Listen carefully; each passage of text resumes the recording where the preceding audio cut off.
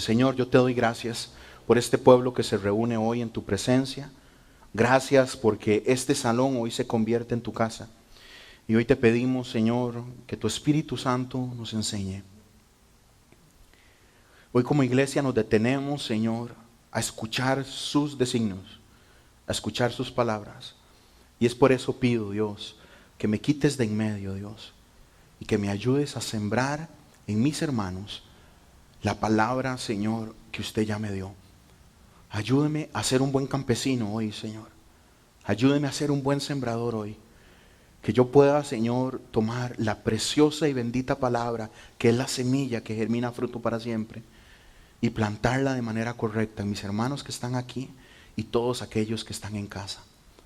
Todo esto lo pido en el nombre de Jesús. Y el pueblo dice conmigo, amén. Mateo capítulo 6, verso 33. El tema de esta noche, primero lo primero. El tema de esta noche es primero lo primero. Mateo 6, 33. Busquen primeramente el reino de Dios y su justicia. Y todas estas cosas, la Biblia dice, y todas estas cosas les serán añadidas. Si nosotros vemos el contexto de lo que está pasando, Jesús está hablando de todas aquellas cosas que necesitamos. Todo aquello que estamos orando y que estamos pidiendo. Se lo voy a leer en la Nueva Traducción Viviente y va a estar en pantalla. Dice, busquen el reino de Dios por encima de todo lo demás. Y lleven una vida justa. Y Él les dará todo lo que necesiten.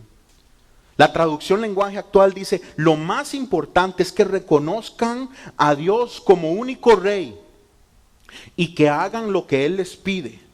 Dios les dará a su tiempo todo lo que necesiten. Y por último, el mismo pasaje en Dios habla hoy. Los que estamos acá en casa pueden verlo en pantalla y los que están en sus salas o viendo a través de sus dispositivos, la Dios habla hoy y lo dice así. Por tanto, pongan toda su atención en el reino de los cielos y en hacer lo que es justo ante Dios y recibirán también todas estas cosas. Hoy vamos a hablar de lo que tiene que ir primero. Hoy vamos a hablar de lo que tiene que ser primicia. Hoy vamos a hablar de lo que tiene que ser prioridad. Jesucristo nuestro Redentor dijo hace 2000 años estas palabras. Pero nosotros ocupamos escucharlas hoy. ¿Y bajo qué premisa quiero compartirles esto a ustedes? Tiene que ser bíblica. Bajo la premisa que nos deja Hebreos capítulo 3. Más bien, mientras dure ese hoy, anímense unos a otros. Otra versión dice, exhórtense.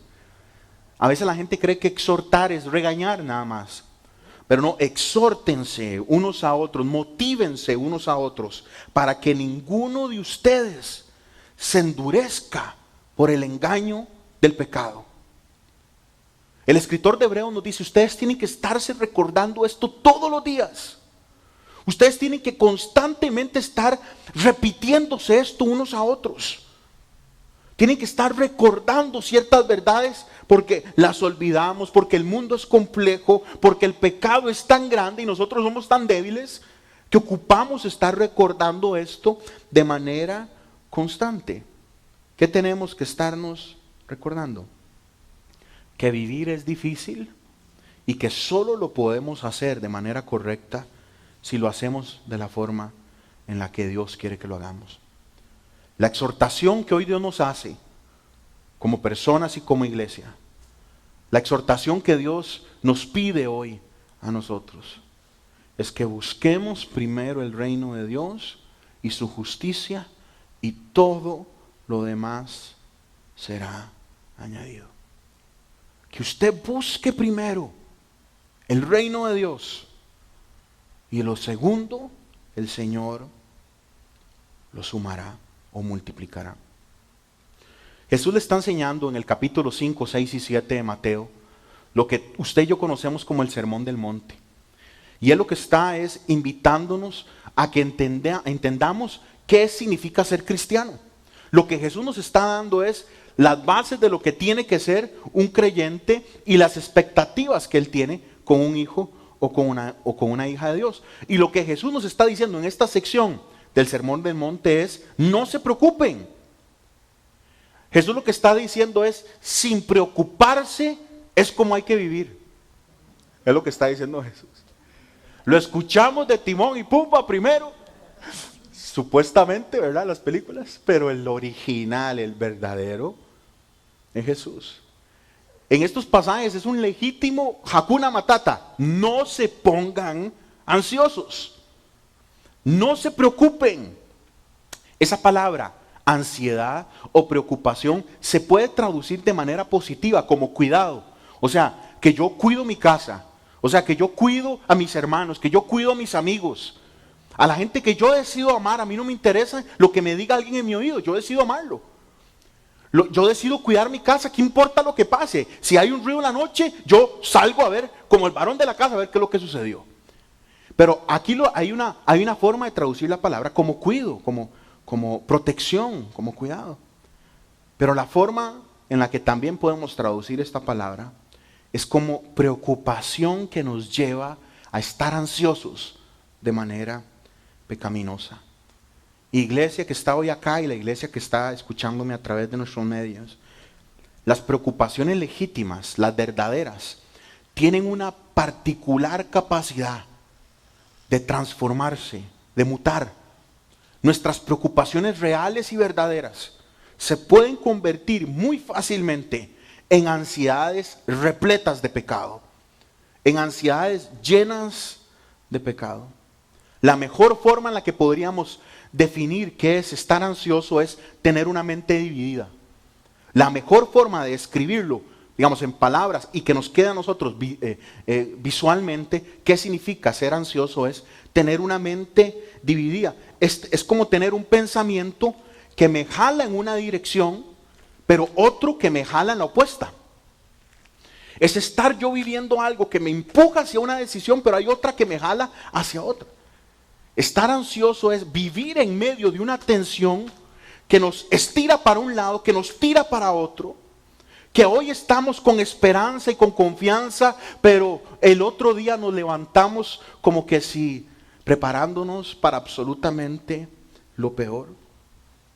La esperanza en Dios nos empuja a confiar en Dios, pero la ansiedad humana nos divide la mente.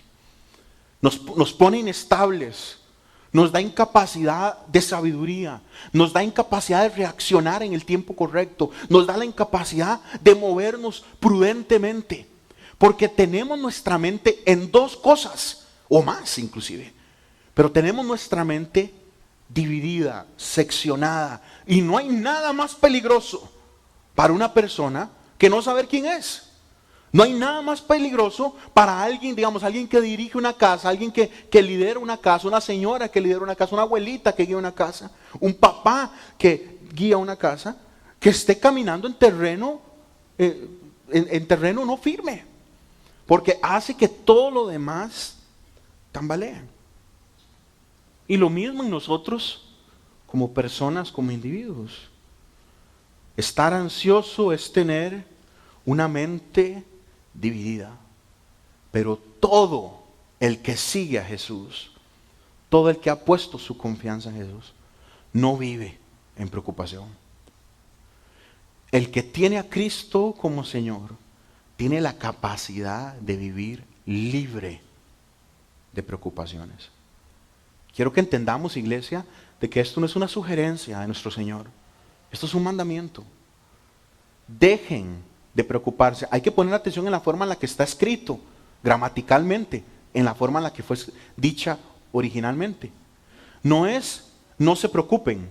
La forma en la que está escrita es, dejen de preocuparse. Porque estamos ya metidos en procesos de preocupación y de ansiedad.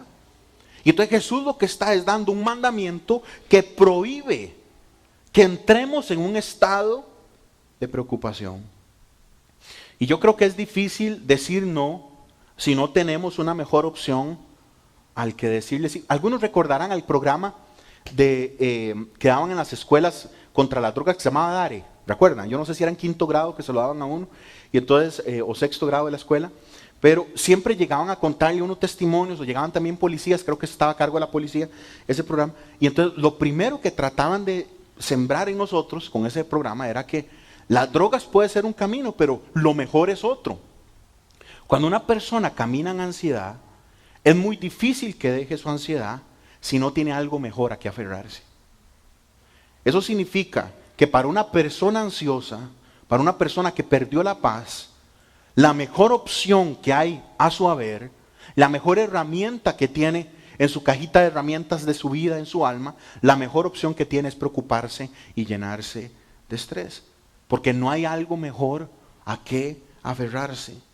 El mundo vive ansioso, la gente vive ansiosa, inclusive las iglesias viven ansiosas. Pero Jesús en este pasaje nos da el remedio final contra la preocupación. El remedio final es: busquen primero a Dios. Usted puede encontrar una infinidad de libros sobre el Sermón del Monte, de diferentes autores, de diferentes estilos. Pero desde mi humilde punto de vista, este verso es el sello de oro del Sermón del Monte. Mateo 6:33. Este verso es el corazón que le da vida al Sermón del Monte. Es el imperativo que Dios le da a todos sus hijos y sus hijas. Póngame a mí por prioridad en su vida. Póngame primero y verá lo que haremos. Usted me verá moverse, me verá haciendo cosas de manera espectacular si me pone en primer lugar. Yo creo que este es un pasaje que son esos pasajes que son secretos. Secretos para una vida exitosa, secretos para una muerte exitosa, porque no hay nada más feo que morir mal, y secretos para una eternidad bendecida. Así que lo voy a desengranar en 3 puntos sencillos. La primera es una pregunta: ¿por qué? ¿Por qué tengo que buscar primero a Dios? ¿Por qué tengo que ponerlo a Él por prioridad? Vean en sus pantallas, no se preocupe por buscarlo. Primera de Juan capítulo 4 verso 19 dice: nosotros amamos porque Él nos amó primero. Hermanos y hermanas, nosotros lo ponemos a Él primero porque Él nos puso a nosotros primero. Por eso usted y yo estamos vivos. Por eso usted y yo somos salvos.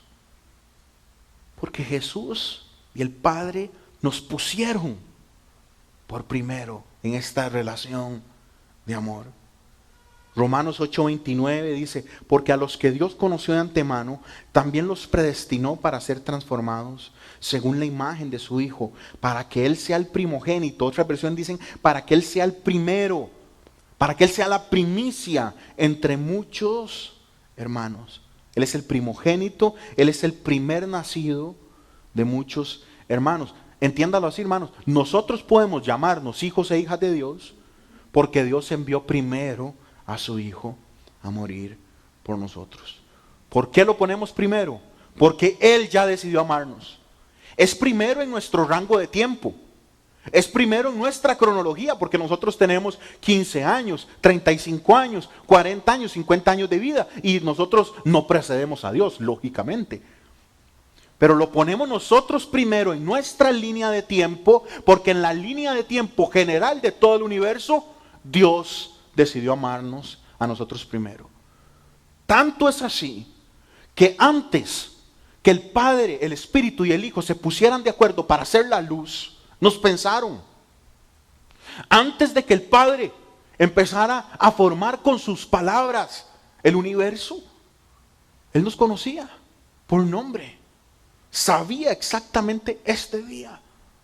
Pero en nuestro rango de tiempo, que es muy limitado, 120 años, 115 años, 80 años, 90 años, en nuestro rango de tiempo, Dios nos pide: pónganme primero, porque ya yo los puse a ustedes primero. ¿Cómo lo demostró Él?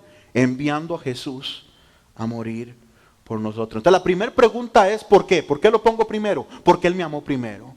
Porque Él es más grande que yo y ya decidió amarme. Y cuando uno se le abren los ojos, es como que si le cayeran a uno una venda, como le pasó a Saulo, le cayeron escamas, algo que no lo dejaba ver correctamente. Cuando usted entiende que Dios nos amó de manera correcta y como nadie nos podría amar, primero antes de que nosotros llegáramos a Él, mientras estábamos metidos en nuestro pecado, entendemos de manera correcta el Dios y el Padre que tenemos. La segunda forma en la que quiero desengranar este sencillo verso es otra pregunta, que es más práctica. La primera es ¿por qué? Porque Él me amó primero. Y la segunda es ¿cómo lo pongo primero? Y eso es lo que quiero conversar con ustedes esta noche. ¿Cómo pongo a Dios primero? Yo quiero proponerle dos cosas que vienen del corazón de este sencillo verso. La primera es busque a Dios con todo su ser. Busque a Dios con todo lo que usted es. Y la segunda, confíe en Dios con todo su ser. Hay tres tipos de personas. La primera es aquellas personas que no buscan a Dios. No saben qué es la felicidad. Creen que la felicidad es tener una bolsita con marihuana. O creen que la felicidad es poder alistarse para ir a bailar. O cree que la felicidad es estar contento porque ya esta noche conseguí un lance. Los que no buscan a Dios no saben qué es ser felices, pero creen que están felices en medio de su vida, alejada de Dios. El segundo grupo de personas son los que buscan a Dios, pero no lo buscan de primero. Y para mí estos son más infelices que los que no tienen a Dios. Porque el primero disfruta su vida en medio de su perdición. Y vive su vida de manera, según él, correcta. ¿Cuál es la forma en la que se mide una persona que no tiene Dios? No le hago daño a nadie. Yo vivo tranquilo y dejo vivir. Yo no me meto en la vida de nadie, nadie se meta en mi vida. Así éramos cuando estábamos en el mundo. Yo quiero vivir mi vida, usted viva la suya. Entonces el primer grupo de personas viven su vida como que si no hubiera Dios. El segundo grupo de personas busca a Dios, pero no lo busca como prioridad. Y son miserables, porque viven en una guerra civil. En sus internos están luchando, están peleando. Porque no tienen realmente a Dios por prioridad. Conocen de Dios, han oído de Dios, como decía Job. Y el tercer grupo de personas es el que busca a Dios y su justicia. Y son los más felices del planeta. No importa el torbellino que caiga encima. Mi hermano que me está escuchando, usted quiere ser feliz, busque a Dios. Usted puede entender el fracaso humano cuando leemos un pasaje como esto. En lo que la gente busca su alegría, en lo que la gente busca su plenitud, en lo que la gente busca su propósito, en popularidad, en dinero, en influencia, en ser poderosos, en ser exitosos, en ser importantes, en tener cosas, en ser lindos, en fotos, en drogas, en amigos falsos, en likes, popularidad. Puede entender el fracaso humano tratando de encontrar la añadidura en el camino correcto. Hay cristianos preocupados para que sus hijos tengan todas las añadiduras, que tengan la educación correcta, que tengan el dinero necesario, que tengan las habilidades para enfrentar la vida. Preocupados porque sus hijos tengan lo necesario para vivir exitosamente aquí en el mundo, pero no preocupados porque sus hijos busquen primero al reino de Dios.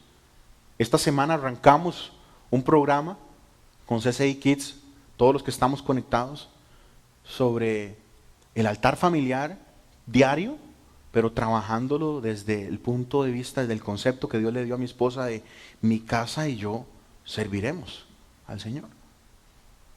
Usted puede invertirse toda la vida preocupado porque tengan carreras, porque tengan plata, porque sean emprendedores. Pero si usted no inculca en sus hijos la necesidad de buscar primeramente el reino de Dios, usted fracasó como papá o como mamá. Fracasaríamos como líderes de hogar si enseñamos a nuestros hijos a tener éxito aquí en la tierra, pero no a caer rendidos delante de Dios. Porque la clave de esto es buscar primeramente el reino y su justicia. Y todo lo demás el Señor lo añadirá, lo sumará. Por eso el cuerpo pastoral de esta iglesia estamos claros en que vamos juntos por la familia, en que vamos juntos por levantar y reedificar el altar familiar. Y queremos invertirnos en que este año, cuando regresemos aquí a lo presencial, este sea la marca de nuestra iglesia. Familias que edifican la necesidad de buscar primeramente el reino de Dios. Individuos, hombres, mujeres, abuelitas, abuelitos, tíos, lo que sea, la forma en la que está compuesta su casa, no importa.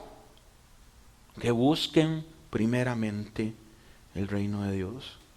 Porque la primera pregunta es ¿por qué? Bueno, porque Él nos amó primero. La segunda es ¿cómo lo busco? Y ahí es donde quiero elaborar un poquitito mi respuesta. En varias ideas sencillas. Lo primero es búsquelo de manera personal. Hermanos que están acá, nadie va a buscar a Dios por usted. Nadie va a buscar a Dios por usted. Yo no puedo buscar a Dios por Santiago. Angelina y Mayron no pueden buscar a Dios por Alana. Ahorita podemos guiarla. Pero nosotros no podemos hacer la búsqueda de Dios. Yo no puedo hacer la búsqueda por Arturo. No puedo. Pachi no puede hacer la búsqueda por Jan. No puede. No podemos hacerlo. Tiene que ser personal. Dios quiere tener una relación con cada uno de nosotros. Una mente enfocada. Cuando son niños, ese es nuestro trabajo, guiarlos a ellos. A que aprendan, a que ejerciten, a que caminen en esto. Pero ahora que ya somos adultos, nosotros no podemos buscar a Dios por otro. Una novia no puede buscar a Dios por su novio. Una esposa no puede buscar a Dios por... ¿Qué es lo que puede hacer? Sentarse, clamar y llorar delante de la presencia de Dios. Y orar para que Dios haga su trabajo. Pero nosotros no podemos hacer la búsqueda en Dios por otra persona. En Juan capítulo 6... Jesús multiplica un montón de alimento para miles de personas. Y es interesante esa multiplicación porque cuando se multiplica el alimento, después Jesús empieza a predicar rudísimo. Empieza a predicar durísimo, durísimo. Y el único que se atreve a regañar a Jesús es Pedro. Y Pedro se acerca a Jesús y le dice: Jesús, esa palabra está muy dura. No hable así, la gente se nos va. No nos sirve, la ofrenda baja. No nos sirve, el estadio se nos vacía. Y Jesús se vuelve a su equipo, porque ya Jesús quedó solo. Jesús está predicando, cuando hay pan y cuando hay comida se repletó. Pero cuando Jesús está pidiendo a sus hijos, a los que lo siguen, que realmente se sacrifiquen, quedó con los 12. Y entonces uno de los 12 se acerca y le dice: Jesús, eso es demasiado duro. Y Jesús, ustedes recuerdan todos, ¿qué es lo que le dice Jesús? Ustedes quieren irse también. Se quieren ir también, porque si se quieren ir, se van. Y Pedro le dice: Jesús, solo usted tiene palabras que vivifican mi vida. Solo usted tiene palabras que dan vida. ¿Qué es lo que está diciendo Pedro? Si yo me voy de donde usted, ¿a dónde voy? ¿A dónde voy? ¿A quién iré? ¿A dónde voy? Si ya nosotros hemos probado la fuente del agua verdadera que le habló Jesús a la mujer samaritana.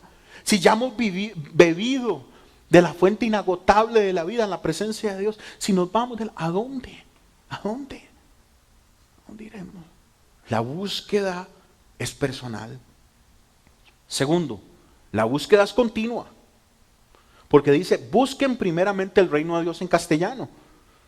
Pero como estamos leyendo un pasaje que fue escrito en otro idioma, ese idioma tiene una particularidad, que tiene un montón de tiempos verbales en diferentes frases. Y esta frase lo que dice es: sigan buscando el reino de Dios. No es algo que yo busco y encuentro.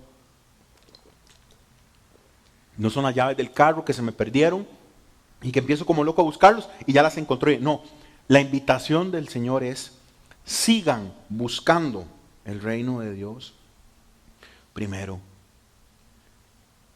Lucas capítulo 19, versículo 10 dice: porque el Hijo del Hombre vino a buscar y a salvar lo que se había perdido. Yo busco a Dios de manera continua porque Dios me buscó a mí. Porque Dios la buscó a usted. Porque si yo estuviera tratando de encontrar a un Dios que se esconde, jamás lo encontraría. Alguien podría decir: y entonces, pastor, ¿por qué buscarlo? ¿Por qué tengo que buscarlo? Si ya Él supuestamente se reveló a mí, ¿por qué tengo que estar yo tratando de buscarlo? Claro, hermanos. La palabra implica crecimiento. La palabra implica madurez. La palabra implica confianza, que es la forma en la que cierra el pasaje, que ahorita vamos a ver. Esta es una búsqueda activa. No es que yo ando viendo a ver en qué cuarto se metió Dios. Es que yo sé que Él está conmigo y constantemente quiero vivir pegadito a Él porque quiero crecer, porque quiero madurar, porque quiero confiar cada día más y porque entiendo que mi búsqueda tiene que ser continua porque Él me buscó a mí primero. Jesús vino hace 2000 años a esta tierra a buscar pecadores, no vino a castigarlos. Él regresa pronto a castigar, pero su primer venida no vino a castigar pecadores, vino a salvarnos. ¿Y cómo no vamos a rendirnos ante Él? ¿Cómo no vamos a buscar su reino primero? Porque la salvación no es un evento únicamente. La salvación es el inicio de una relación eterna. Hay un comentarista viejo que se llama Revel, de apellido Revel.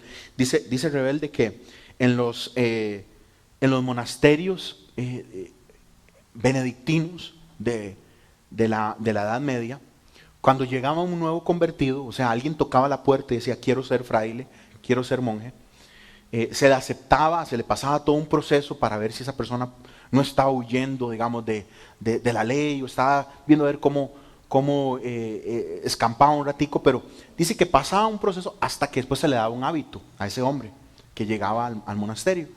Y entonces se le entregaba un hábito, pero la ropa que él tenía nunca se le botaba.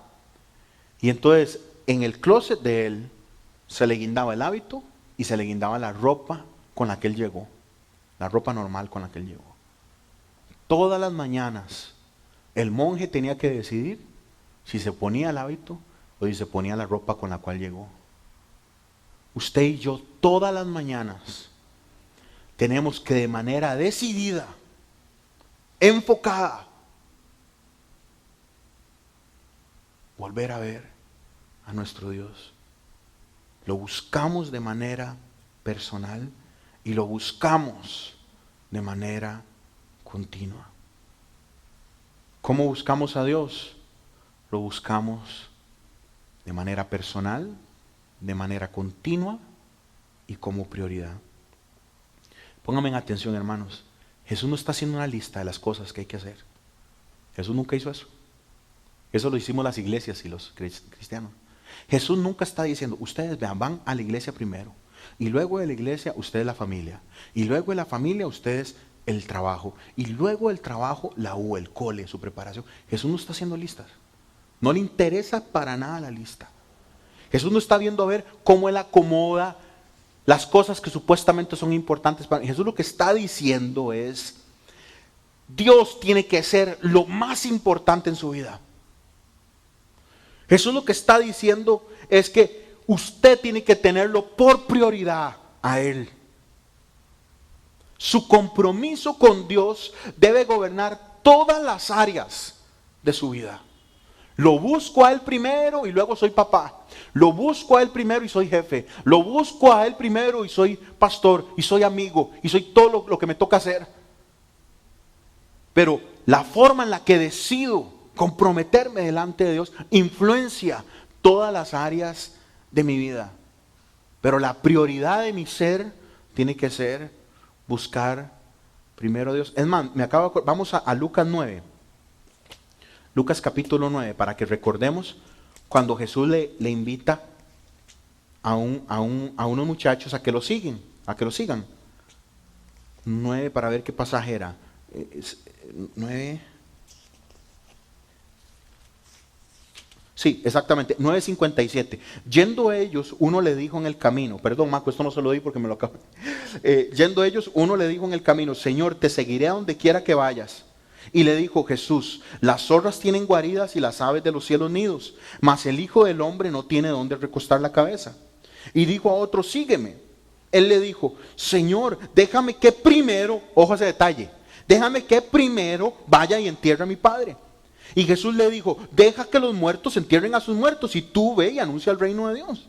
Entonces también dijo otro, te seguiré, Señor, pero déjame que me despida primero de los que están en mi casa. Y Jesús le dijo, ninguno que poniendo su mano en el arado mira hacia atrás es apto para el reino de Dios. Jesús está hablando en contra de la familia ahí. Jesús está diciendo a hombres que dejen su casa, jamás. Jesús está diciendo a gente, a hijos que sean malagradecidos con sus papás, porque uno le dijo que era mejor ir primero a enterrar su casa. No, Jesús no está hablando en contra de la familia, ni cambiando la lista de prioridades de las personas. Jesús tiene un gran problema con una cosa, una sencilla palabra, en estos dos casos, es primero. Déjame primero esperar que mi papá se vaya a la presencia. Déjame primero encargarme de mis cosas. En el caso de ellos era familia, papá. En el caso de nosotros, mi casa, mis cosas, mis planes. Yo quiero seguirte, pero primero mi U. Yo quiero servirte, pero primero mis deseos. Yo quiero servirte, pero primero mis planes. Yo quiero servirte, pero primero mi familia. Yo quiero servirte, pero primero mi negocio. Ustedes saben que hay gente que cuando mi esposa las llamaba o nosotros hablamos, ¿qué pasó? No tenemos tiempo. No. Usted sabe que hay gente que no va a la iglesia porque tiene que limpiar su casa. ¿Usted puede creer eso? No hay más horas para limpiar la casa. No hay más horas para preparar la casa para otras cosas. No hay más horas para sacar, como en nuestra vida eclesial, que tenemos todo el domingo libre, para pasear el domingo en vez del sábado. Pero que cuando uno habla así, se mete en terreno peligroso. La gente se resiente. Pero aquí estamos. ¿A quién estamos siguiendo? Hay gente que dejó, cuando estábamos congregándonos, después del tema de la pandemia y todo, y cuando hablábamos con ellos, no voy a hacer de los pastores que cuentan lo que hacen los demás en el púlpito, pero las razones completamente baratas. Porque primero mis cosas, primero mis planes, primero mis reuniones, primero mis fiestas, primero mis ideas, primero mi casa, pastor. Y Dios nos vuelve a ver y ve todo el potencial que tenemos, pero con el corazón en otro lado. Y Dios ve el potencial que tenemos, pero viendo a otra. Como hablábamos hace unos cuantos días, que para el Señor la idolatría es adulterio. Porque en vez de estarlo viendo a Él, estamos viendo a otro Dios. Y aquí es donde, si estuviéramos full aquí, escucharíamos un alfiler caer. Porque nos empezamos a meter con nuestra vida. Nos empezamos a meter con la forma en la que manejamos el tiempo, la forma en la que construyo mis prioridades, la forma en la que tomo decisiones. Jesús no está sugiriendo ser un rebelde. No, usted tiene que seguirme aquí y deje todo botado. No, hombre, Jesús, ¿usted cree que Jesús fue responsable? Jamás. Jesús era Dios, nunca pecó. Jesús no está hablando de listas, Jesús está hablando de corazón. ¿Dónde está su corazón? Principalmente. En su novio, en su novia, en su empresa, en sus cosas, en su crecimiento personal. Porque permítame decirle, mi amigo que está aquí, y yo sé que hoy le estoy predicando al coro, porque los que estamos acá somos servidores de Dios, pero siempre es bueno recordar esto, y más los que me están escuchando en casa. Dios solo toma control del que lo pone por prioridad. Dios no trabaja con el que da migajas. Discúlpeme, hermano. Dios no trabaja con el que lo deja a Él con lo que sobra. ¿Usted ha visto cuando una persona adicta se acerca a la ventana y toca por monedas? Y a veces uno tiene un menudillo y trata de darlo, ¿verdad? Trata de dar un menudillo. Usted sabe que lastimosamente esa persona puede ser que esté pegada literalmente a las drogas, o a mí me toca muchísimo el corazón cuando es un adulto mayor, cuando es una señora, cuando es un señor que está ahí y no hay forma en la que nadie lo va a contratar, en ningún momento nadie lo va a contratar. Y entonces saco, pero cuando me doy cuenta estoy dando de lo que me sobró, del menudo que ando ahí. Si usted tiene una relación con Dios, en el que le da únicamente el menudo, cuidado, cuidado. Ojo si usted cree que es muy joven, ojo si usted cree que es muy adulto, ojo si usted cree que está muy ocupado para buscar a Dios. Porque lo interesante de esto es que este peligro no es para el nuevo creyente, porque casi siempre el nuevo creyente está en fuego. Cuando nosotros conocimos al Señor, vigilia tras vigilia, yo me acuerdo vigilias que tuvimos de 2 o 3 días. Iban a la casa porque el pastor no podía darle comida a la gente. Y uno se iba a la casa y se devolvía a vigilar. Y había culto de oración, llego. Y al día siguiente había estudio bíblico, llegaba con la Biblia más rara que se podía haber encontrado, pero llegábamos. Porque estábamos en fuego. Esto no le pasa al nuevo creyente. Esto le pasa al creyente que pone su relación con Dios en una rutina. Que deja de buscar primeramente a Dios. Gente que sirve al Señor por años, pero en modo automático. Iglesia, Dios solo toma control del que lo pone a Él por prioridad. ¿Sabe por qué? Porque llegará el momento en el que será muy tarde. Isaías capítulo 55.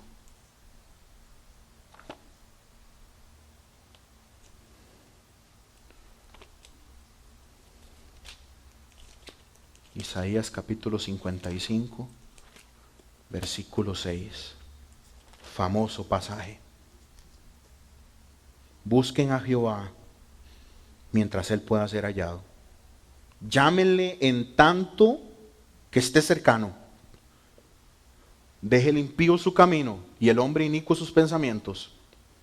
Y vuélvase a Jehová, el cual tendrá de él misericordia, y el Dios nuestro, el cual será amplio en perdonar. Otras versiones dicen, busquen al Señor mientras se deje encontrar, llámenlo mientras Él esté cerca. Llegará un momento en el que ya no podremos llamar al Señor.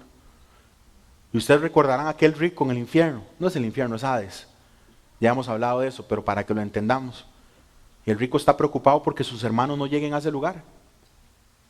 Y Abraham no permitió que nadie saliera a dejar ningún mensaje. Ya les he dado la revelación necesaria. Tienen a Moisés y a los profetas, y en el tiempo nuestro tenemos la cruz, la revelación de que Jesús nos dio vida. ¿Cómo busco a Dios? Personalmente, constantemente, como mi prioridad. Cuarto, ¿cómo busco a Dios? De manera genuina, porque el pasaje dice, busquen primeramente el reino, lo que significa que Él es el rey. Y no es que nosotros estamos buscando un país, un territorio. Este reino no ocupa de naciones, este reino no ocupa de islas, no ocupa de continentes. Este reino es autoridad soberana. Pero cuando Jesús nos dice, busquen el reino de Dios, nos está diciendo que hay un rey. Y por eso yo hoy quiero proponerles que lo busquemos de manera genuina. ¿Y cuál sería la manera genuina en la que nosotros buscamos el reino de Dios? Como la única forma en la que usted y yo podemos, como esclavos. El rey es el dueño de todo cuanto existe. Y usted y yo somos servidores de ese rey. Jesús dice, busquen el reino de Dios. Ray Pritchard, un pastor y teólogo, dice que lo que usted busca, eso es lo que haya. Los ticos lo decimos mejor, el que busca encuentra. Pero lo decimos como amenaza, el que busca encuentra. Pero, hermanos, esto es tan importante que lo entendamos, porque quiero que quede claro en su corazón y en su mente y en su alma. Usted está tan cerca de Dios como usted quiere estar. Usted está tan cerca de Dios como usted quiere estar. Porque si usted no está más cerca de Dios, es sencillamente porque usted no quiere. Porque Él quiere. Hace una semana estuve en una reunión con pastores de diferentes redes. Y entre lo que estaban hablando, se abrió el espacio para algunos líderes de las diferentes congregaciones. Y ya yo estaba oyendo varias intervenciones. Y en este caso empezaron no son ni siquiera de ninguna iglesia conocida, pero empezaron a hablar unos jóvenes de que se sentían resentidos, que estaban preocupados, que la iglesia, que se sentían como que la iglesia los había dejado atrás. Yo estoy viendo al pastor de la iglesia en la que se está diciendo esto, y ya me toca un momento participar, y ya vuelvo a escuchar lo mismo, que en la juventud, no sé qué, ¿verdad? Y empecé a escuchar, y me hizo reflexionar bastante sobre nosotros como iglesia también, porque la generación nueva, no todos, porque no quiero ofender a nadie, porque la generación actual no tuvo un mentor que le diera un manazo en la cabeza y les dijera: sirva, vayan para adelante, sirva, camine, soporte, esto es difícil,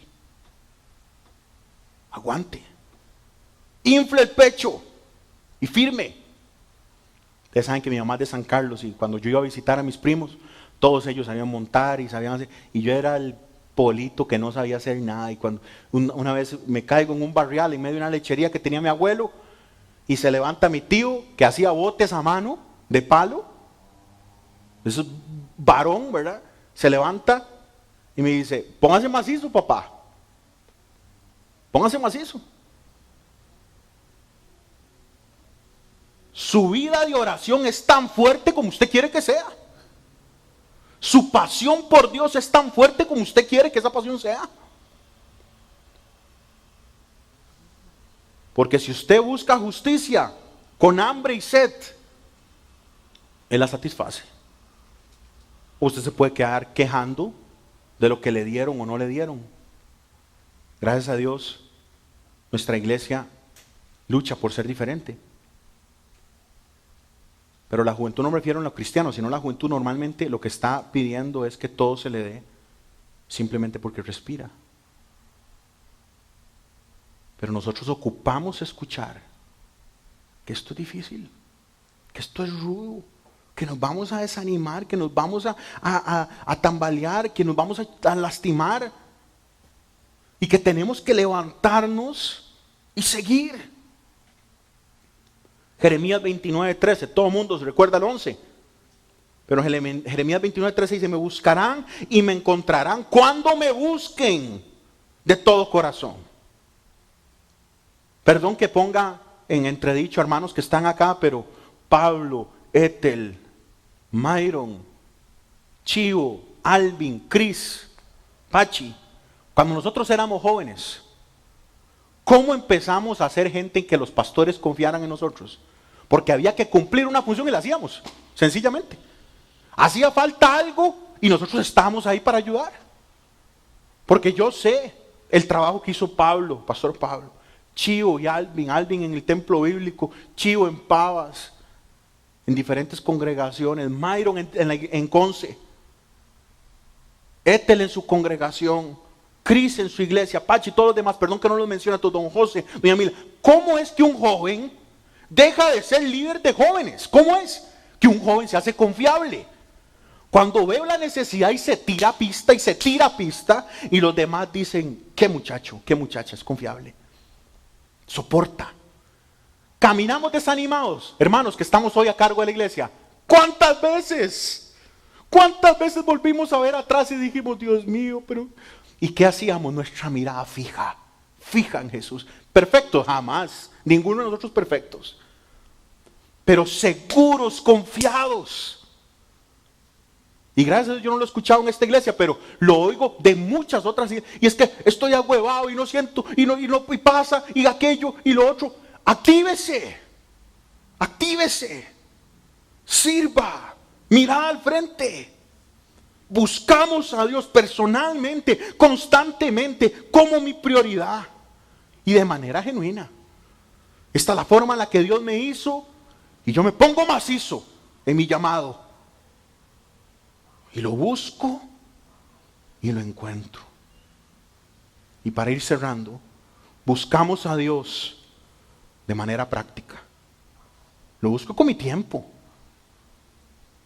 Lo busco con la forma en la que invierto mi calendario. Lo busco con la forma en la que uso mi dinero. Lo invierto en la forma en la que tengo las relaciones con las demás personas. Porque no quiero andar con malas compañías. 1 Corintios 15:33. No se dejen engañar. Las malas compañías corrompen las buenas costumbres. Le voy a decir algo. Los que buscamos a Dios, queremos rodearnos de gente que busca a Dios. Te va a andar buscando a alguien que lo va a ir atrapando ahí, que lo va bajando. No conoces a Dios. No conoce a Dios. ¿Cómo ponemos a Dios primero? Lo buscamos primero. Esa es la razón por la cual yo comparto una palabra con ustedes todas las mañanas. La mando en la noche o madrugada para que le llegue a usted en la mañana. Para que todas las mañanas tengamos una gotita, porque lo que yo hago no es nada. Una gotita. Que sea un catalizador, algo que nos busque, que nos lleve a enfocarnos, a personalmente buscar a Dios. Y yo oro para que cuando eso lo oigan, ustedes van en el carro, están en el trabajo, almorzando, lo que sea, y que digan, Señor, Padre, oro esto, Señor, lo recibo. Recibo esta palabra, que no es de Arturo. Arturo no tiene nada que dar, yo no tengo nada que dar. Recibo esta palabra que viene de tu mente, de su boca, respirada de la Biblia. Lo busco personalmente, lo busco constantemente, lo busco como prioridad, lo busco de manera genuina y lo busco de manera práctica. Y con lo que quiero cerrar hoy. ¿Cómo pongo a Dios primero? Lo busco primero. Y segundo, confío en Él. Confío en Él. Este pasaje, ojo que hoy solo estaba en un verso. Este pasaje empieza con un mandamiento, pero termina con una promesa. Véalo conmigo, 6:33. Mas busquen primeramente, Mateo 6:33, el reino de Dios y su justicia, y todas estas cosas les serán añadidas. Warren Wiersbe, uno de los pastores más que tuvo una trayectoria increíble en el Moody Church, en la iglesia en Chicago. Los que llegan a pastorear ahí pastorean 30 años, 25, 40 años. Wiersbe decía, la gente de Dios vive de promesas, no de explicaciones. Guardes esto. La gente de Dios vive de promesas, no de explicaciones. ¿A qué se refiere Wiersbe? Wiersbe se refiere a que nosotros sabemos de que Él es el Rey. ¿Qué nos tiene que explicar el Rey? Nada a nosotros. Nada. Y en su gracia lo hace. Pero nosotros vivimos de las promesas que nos hace el Rey, no de las explicaciones. Entonces Jesús dice, busquen primero el reino de Dios. Y no se pone Él a explicar un montón de cosas, sino que da una promesa. Y esa es la huella digital de Dios. Dios pide, honra a tu padre y a tu madre. ¿Por qué? ¿Cómo cierra ese mandamiento, iglesia? Exactamente, tendrá largura de días. Vivirá mucho tiempo, y eso se refiere a bendición, a conquista, a tener, a preservar el ADN. ¿A qué me refiero? A tener hijos, a tener bendición.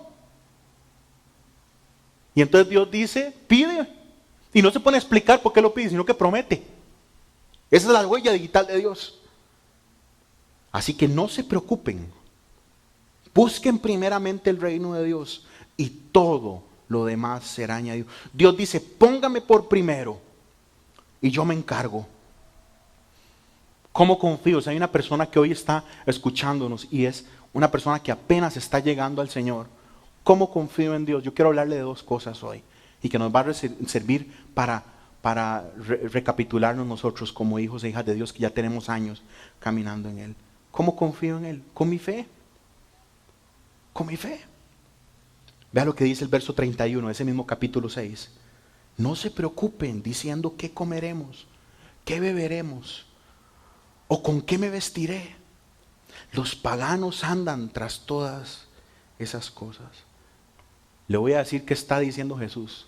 Jesús está diciendo, ansiedad es ateísmo funcional. Ansioso es aquel que camina como un ateo. Ansioso es aquel que camina como un pagano. ¿Qué está diciendo Jesús? Que hay gente que tiene un montón de problemas, pero en la noche cuando se acuesta, duerme tranquilo. ¿Por qué? Vea cómo termina el 32. Porque el Padre Celestial sabe lo que usted necesita. Gente que no puede dormir, que ocupa pastillas, que ocupa aquí y no sabe ni qué hacer y se mueve y corre y trata de solucionar las cosas. Y Jesús dice, no se preocupen. La NBI dice, no se preocupen. ¿Qué van a comer? ¿Qué van a beber? ¿Qué se van a poner encima? Eso son los paganos. Pero el Padre Celestial sabe lo que ustedes necesitan. No me va a dar tiempo, pero Mateo 6 nos dice que Él conoce nuestras peticiones antes de que las hagamos. Antes de que nosotros oremos, Él ya las conoce.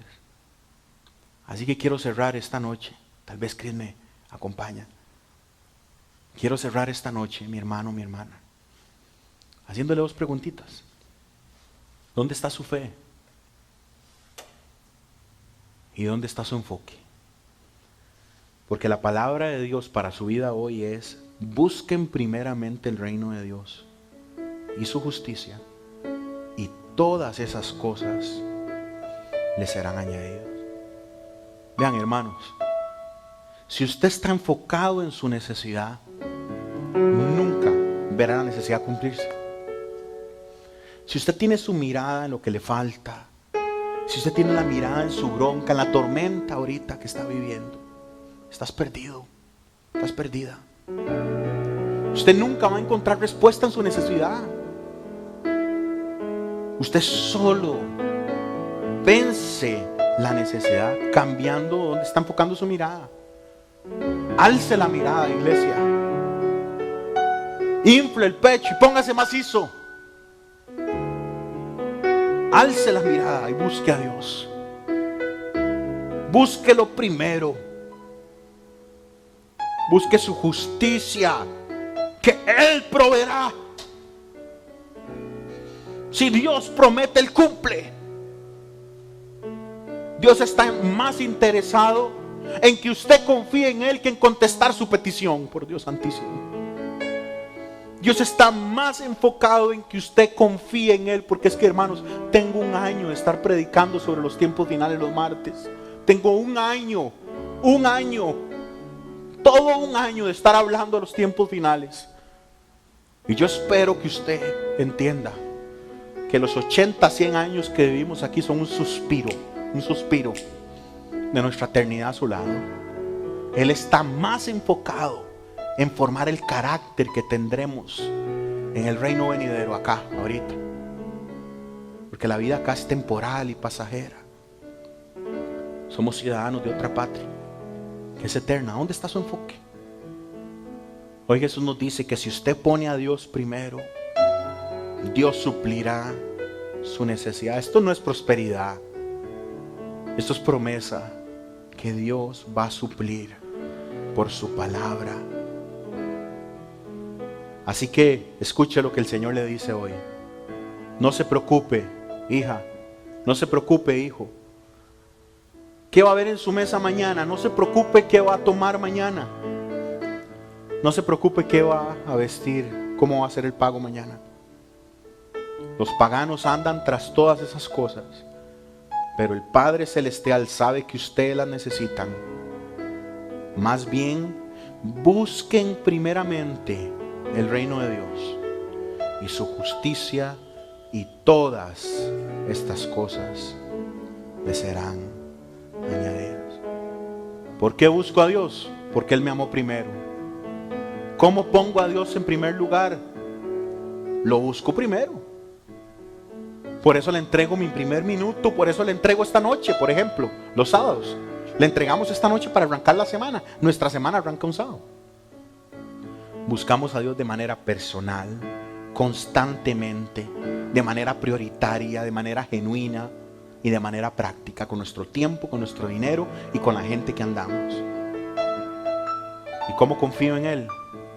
Poniendo mi fe en Él y enfocando mi mirada en Él. Cierre sus ojos ahí donde usted está y con sus ojitos cerrados enfóquese en el Señor ahorita. Ponga su mirada en Él. Y hoy tenemos que reconocer que hemos fallado. Hoy tenemos que reconocer que pecamos.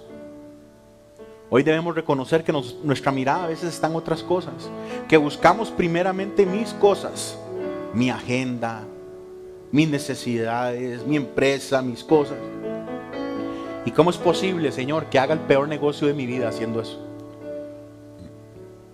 Hay gente que tendrá éxito acá en la tierra, pero no se ha dado cuenta que eternamente sufrirán consecuencias catastróficas. Así que, Señor, hoy te pedimos perdón si nuestra mirada ha vacilado, Señor, entre su rostro y mis ocupaciones.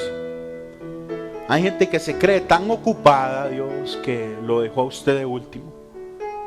Y hoy recordamos las palabras de aquel alemán hace 500 años en el castillo de Wittenberg, de donde tuvo que salir corriendo, Señor, y un príncipe le dio posada en otro lugar para traducir la Biblia. Y recordamos la palabra de Lutero cuando dice: hoy tengo tanto que hacer que oraré 4 horas. Hoy tengo tanto que hacer que será mi prioridad, Dios. Perdónanos, Señor, porque a veces ponemos el trabajo por delante, nuestras cosas que aparentemente son las vitales, todo lo que tiene que ver con familia, y claro que es vital, Señor. Usted conoce mi corazón a lo que estoy orando hoy, Señor. No me refiero a ser irresponsables, me refiero a ser hombres y mujeres que en el momento de la noche, cuando cierran sus ojos, pueden descansar tranquilos, sabiendo de que usted fue la prioridad de su vida. Y mi hermano, si usted necesita confesarle al Señor hoy, hágalo ahí con sus ojitos cerrados. Dígale: Señor, perdóname porque fácilmente me desvío. Fácilmente me enfoco en todo lo que tengo. Tengo empleados, tengo que hacer acá, tengo que cumplir esto, tengo que hacer lo otro, tengo que comprar aquello, tengo que llevar esto, tengo que hacerlo. Y Señor, perdónanos, Señor. Porque el imperativo, el mandamiento es muy claro. Dejen de preocuparse y busquen primero a Dios, y yo todo lo demás lo haré por añadido. Señor, te doy gracias por esta noche, y te doy gracias porque usted nos recibe hoy, porque usted nos perdona, porque usted todavía tiene los brazos abiertos para abrazarnos y lavarnos de nuestro orgullo y nuestras agendas que son muy apretadas, Señor. Limpiarnos, Señor, de toda ocupación que tontamente nos ha alejado de ti, Señor. Hoy decidimos ponerlo a usted por prioridad en lo que somos, Señor. Y Padre, queremos ser honestos. No lo ponemos por prioridad solo porque usted va a añadir las cosas. Pero en nuestra honestidad en esta oración te damos gracias por todo aquello que usted va a añadir, por todo aquello que usted va a sumar a nosotros. Porque usted es un Dios que da a manos llenas. Usted es un Dios que hace que la copa, Señor, rebose. Usted es un Dios que unge con doble porción. Usted es un Dios que da de una forma que la gente dice: no podía haber más. Hoy te pedimos perdón, Señor, si hemos puesto, Señor, otras cosas adelante suyo. Y perdónanos porque eso es idolatría, Dios. Perdónanos, Señor, si nuestra fe y nuestro enfoque ha estado en otro lado. Hoy decidimos creer. Padre, intercedo por mis hermanos y hermanas que están acá y todos los que están en casa, Señor. En el poderoso nombre de Jesús, ayúdanos a que seas nuestra prioridad. Oramos en el nombre de Cristo, nuestro Salvador y Redentor. Amén. Y el pueblo del Señor dice: amén.